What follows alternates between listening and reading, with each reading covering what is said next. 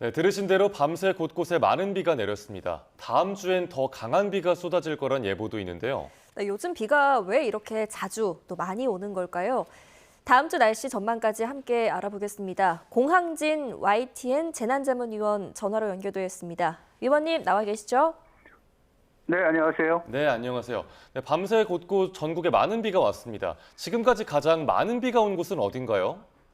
비구름이 어제부터 영향을 줬죠. 어제 서울 지방에도 이제 비가 왔는데 조금 남쪽으로 내려가고 동쪽으로 좀 이동하고 있어요. 그래서 밤사이에 이제 곳곳에 많은 비가 내렸는데 가장 많은 비가 온 곳은 140mm 이상의 비가 왔는데 충남하고 강원도 울릉도 이쪽 경북 울릉도죠. 네, 경상북도 울릉도에 140mm가 넘는 비가 왔습니다. 그리고 네. 그 밖에 뭐 경북 울진이라든지 이런 지방에도 100mm 이상의 비가 왔는데 주로 지금 이제 레이더에서도 보듯이 우리나라 중부와 남부의 경기 지방 그러니까 뭐 충청남도라든지 경상북도 이쪽에 많은 비가 집중되고 있고요. 아직도 지금도 시간당 한 20에서 30mm의 비가 오는 곳이 제법 많습니다. 그래서 가을비라고 그냥 넘기기에는 좀 많은 비라서 미리 대비를 좀 하시는 것이 좋을 것 같습니다. 네, 이 비는 오늘 계속 올 것으로 보이고요. 오전에는 이제 서쪽 지방부터 비가 점차 그치고요. 그리고 경상북도와 강원도 쪽은 이제 오늘 오후까지 비가 오고 특히 강원도 영동에는 내일 오전까지 비가 올 것으로 보여요. 근데 최고 강수량이 이제 충청과 남부지방은 20에서 60에 이제 최고 80mm 이상의 비가 올 것으로 예상이 되고요. 경기 남부에도 일부 지방에는 최고 50mm 그리고 그밖에 수도권에도 한 5에서 30mm 정도의 비가 올 것으로 예상이 되고 있습니다. 그리고 부산하고 경남에도 10에서 40mm 정도의 비가 올 것으로 보이는데 일단 수도권에 계신 분들은 오후에 뭐 비가 그칠 것이니까 뭐 활동하려던 큰 지장이 없겠지만 충청과 남부지방은 오후 그리고 강원 영동에는 내일 오전까지 비에 대한 대비를 하셔야겠습니다. 네. 지역별로 편차가 있지만 밤사이 곳곳에 많은 비가 내렸었고 또 지금도 내리는 곳이 있다 이렇게 전해주셨습니다. 최근 비가 자주 또 많이 오고 있는데 이유가 뭘까요?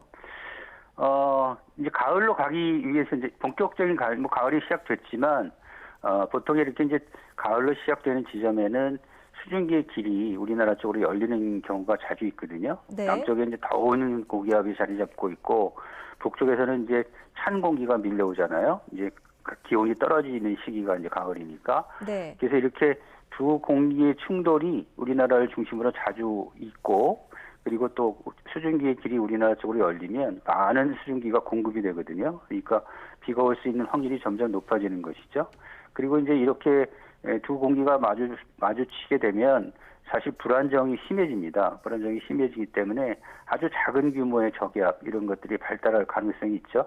한마디로 이제 공기가 이렇게 모일 수 있는 조건이 강화됐다 이렇게 본 거죠. 그래서 가을로 가는 보통 이제 2차 장마 뭐 가을 장마 이런 표현도 쓰는데 이번 경우는 가을 장마라고 표현 쓰기에는 좀 그렇고요.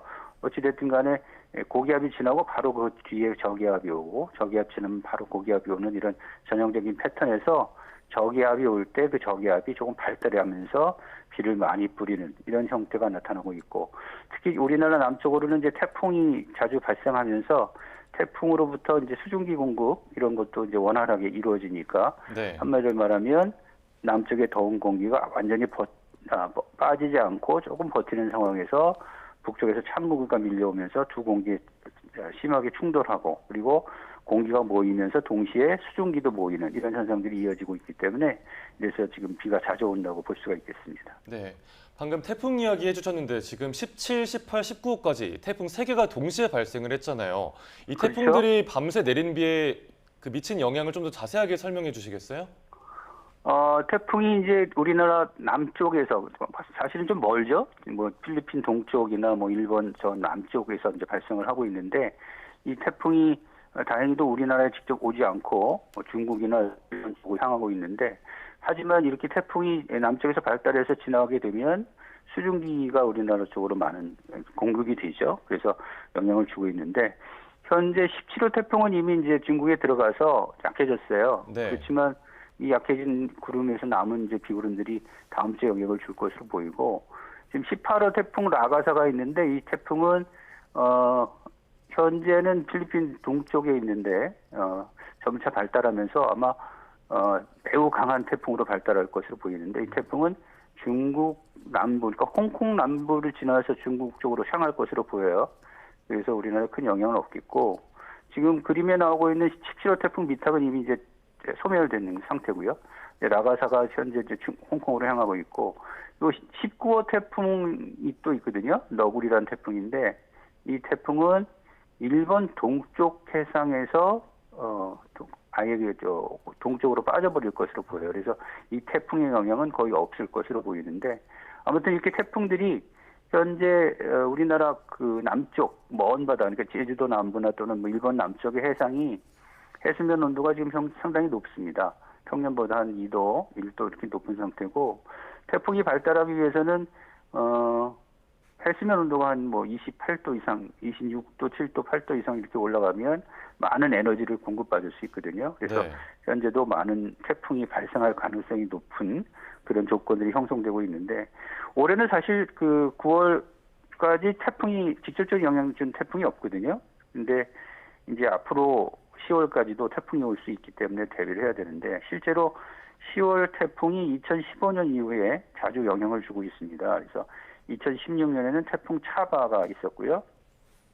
2018년에는 태풍 콩레이 그리고 2019년에는 태풍 미탁이 있었는데 이 태풍 세 태풍 모두 9월 말에 생겨서 10월 초에 영향을 줬습니다. 근데 특징적으로 많은 비와 강한 바람을 몰고 와서 큰 피해를 줬거든요. 태풍 차바는 울산 태화강을 범람시켰고 태풍 콩레이는 부산 해운대 여러 명 기억나실 겁니다. 해운대에 네. 큰 물난리를 겪게 했고 19년 태풍 미탁은 동쪽 그 여러 곳에 비 피해를 남겼습니다. 그래서 사망자도 잇따랐고 그래서 큰 피해를 줬는데 그래서 앞으로 태풍이 10월 한 중순까지는 영향을 줄 가능성이 있다는 거 그 꼭 기억을 해 주셔야 될 것 같아요. 참고로 우리나라에 가장 늦게 영향을 준 태풍은 1998년 제브라는 태풍이 있었는데 이 태풍은 10월 18일까지 영향을 줬습니다. 그러니까 10월 중순까지도 태풍에 대한 대비를 하시는 것이 좋을 것 같습니다. 네, 가을 태풍에 대한 주의도 남겨주셨습니다. 자, 최근 비가 자주 오다 보니까 왜 이렇게 비가 많이 오는 거야 하는 분들도 계실 테지만 지금 내리는 비가 그야말로 단비처럼 반가운 지역도 있습니다. 바로 강릉인데요. 이번 비로 인해서 해갈 기대해 볼 수 있을까요? 어떻게 보세요? 강릉 지방 정말 다행이죠. 그동안에 뭐 엄청나게 비가 안 와서 특히 여름철에 비가 안 왔어요. 여름철에 우리나라는 이제 여름철에 비가 1년에 한 3분의 2 이상이 이제 여름철에 내리는 비인데 비가 내리지 않아서 여러분들이 지금 고초를 겪고 계신데 다행히 12일 이후에 이제 비가 자주 오면서 많은 비가 이어졌습니다. 그래서 강릉 지방이 어제도 또 비가 많이 왔어요. 네. 어제 오늘 사이에 60mm 이상의 비가 와서 이제 강수량이 9월 강수량으로 따지면 280mm를 넘어섰는데 평년 강수량이 220mm 정도 돼요. 그러니까 평년 강수량을 넘어섰다고 볼 수 있는데 그래서 어제 강릉 비롯한 그 제한급수 지역이 어제 이제 해제가 됐죠. 예, 그래서 이제 그 오봉저수지 저수율이 이제 28%를 넘어섰는데 점차 네. 증가세를 보이고 있고요. 이래서 한 2주 동안 이어진 제한급수가 해제됐는데 다만 이 오봉저수지의 그 저수율은 점차 오를 것으로 보여요. 왜냐면 그동안에 이제 지난 한 2주 동안 내린 비가 스며들면서 조금씩 모여서 꾸준히 유입이 될 거거든요. 그래서 좋은 소식이긴 한데 다만 강릉시의 1년 강수량으로 보면 아직도 한 60에서 60% 안팎 이렇게 되거든요. 그러니까 앞으로도 한 300~400mm의 비가 더 내려야 완전 해갈로 볼 수 있는데 강릉 지방에 비 소식이 그래도 다음 주에도 있고 또 밑에서 이제 태풍이 발달하게 되면 특징적으로 태풍이 우리나라 근처로 오면 동풍이 불거든요. 강한 동풍이 불면 영동 지방에 비가 올 가능성이 커집니다. 그래서 사실 영동 지방이 올해 그 가문 것은 7, 8월에 태풍이 우리나라에 직접적인 영향이 없었기 때문이기도 한데 어찌됐든 이렇게 태풍이 영향을 줄 경우 우리는 직접적인 영향을 안 주더라도 다른 곳으로 비껴가더라도 강한 동풍이 유입되면 비가 올 가능성이 높아지기 때문에 조금 기대를 할 수 있을 것 같습니다. 하지만 올해 완전 해갈은 앞으로 내릴 비의 양이 워낙 많아서 조금 어렵지 않나 생각이 되는데 아무튼 저수율이 꾸준히 오르고 있으니까 지금 현재 34%까지 올랐다고 하니까 하루에 저수율이 오르는 속도가 빨라지면서 좀 기대를 가져봐도 될 것 같습니다. 네.